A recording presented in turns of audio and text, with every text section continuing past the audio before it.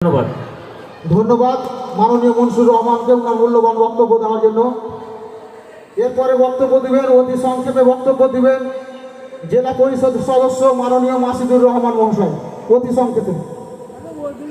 সভাপতি মোহাম্মদ রহিমউদ্দিন সাহেব, উপস্থিত আছেন মালিকপুর বিধানসভা কেন্দ্রের বিধায়ক তথা জেলা তৃণমূল কংগ্রেস কমিটির সভাপতি সম্মানীয় আব্দুর রহিম বক্সি সাহেব মহাশয়, উপস্থিত আছেন প্রাক্তন আইপিএস তথা আমাদের লোকসভার প্রার্থী বর্তমান মালদা জেলা তৃণমূল কংগ্রেস কমিটির সহসভাপতি সম্মানীয় শ্রী প্রসূন ব্যানার্জি মহাশয়, উপস্থিত আছেন মালদা জেলা তৃণমূল যুব কংগ্রেসের সভাপতি দাদা সম্মানীয় শ্রী প্রসেনজিৎ দাস মহাশয়, উপস্থিত আছেন মালদা জেলার কর্মবীর তথা জেলা পরিষদের সভাধিপতি দিদি লিপিকা বর্মন ঘোষ মহাশয়া, উপস্থিত আছেন মালদা জেলা পরিষদের আর এক সদস্য তথা দীর্ঘদিনের কর্মাধ্যক্ষ শামসুল হক সাহেব, আছেন মৎস্য কর্মাধ্যক্ষ রিয়াজুল করিম বক্সি, যুব সভাপতি ওয়াসিম ভাই, আছেন জেলার সাধারণ সম্পাদক রকিবুল্লাহ ফিরোজ, উপস্থিত আছেন মনসুর রহমান। সর্বোপরি আপনারা সকলকে জানাই আসসালামু আলাইকুম, নমস্কার।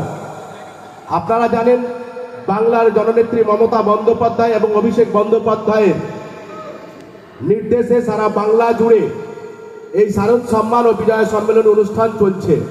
প্রত্যেকটা ব্লকের আনাচে কানাচে বিভিন্ন জায়গায় এই শারদ সম্মান ও বিজয় সম্মেলনই চলছে। তার মধ্যে মালিকপুর বিধানসভা কেন্দ্রের দুটো পার্টে আমরা ভাগ করেছিলাম। বিগত 16 তারিখ আমরা করেছিলাম মালদীপুর মাঠে, আর আজকে দুদিন পরে করছি সুলতানগঞ্জ হাই স্কুল মাঠে। একটাই কথা মানুষ মাথায় রেখেছে যে বাংলার জননেত্রী মমতা বন্দ্যোপাধ্যায়ের দেওয়া ছবি যদি পিছনে থাকে, সাধারণ গ্রাম বাংলার মায়েরা ভুলবে না মমতা বন্দ্যোপাধ্যায়ের যে কোনো প্রোগ্রামে যেতে। তা আজকে সুলতানগঞ্জের মাটিতে এই 4টা অঞ্চলের মা ও বোনেরা এবং বাবা কাকারা আমার প্রমাণ করে দিয়েছেন। আপনারা জানেন কেন্দ্রে একটা অশুভ সরকার চলছে, যে সরকার এসআইএর নিয়ে সারা বাংলা নয় সারা ভারতবর্ষে একটা তোড়পাড় শুরু করেছে, সাধারণ মানুষের ভিতরে ভয় ঢুকাচ্ছে। আপনাদেরকে একটাই কথা বলবো, বাংলার নেত্রী মমতা বন্দ্যোপাধ্যায় যতক্ষণ বেঁচে আছেন কোনো এসআইআর হতে দেবেন না। উনি একটাই কথা বলেছেন যে বাংলার মানুষ যদি একটা এসআইআর বাদ করে তাহলে আমি তার শেষ থেকে ছাড়বো।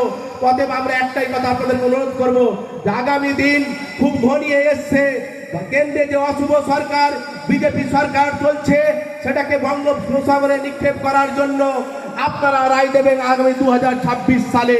তাই মালিকপুরের মানুষ জেগে উঠেছে। একটাই কথা আর মনে রাখবেন, জেলা পরিষদের পক্ষ থেকে তথা এমএলএর পক্ষ থেকে প্রচুর হারে কাজ হচ্ছে। এখানে কংগ্রেস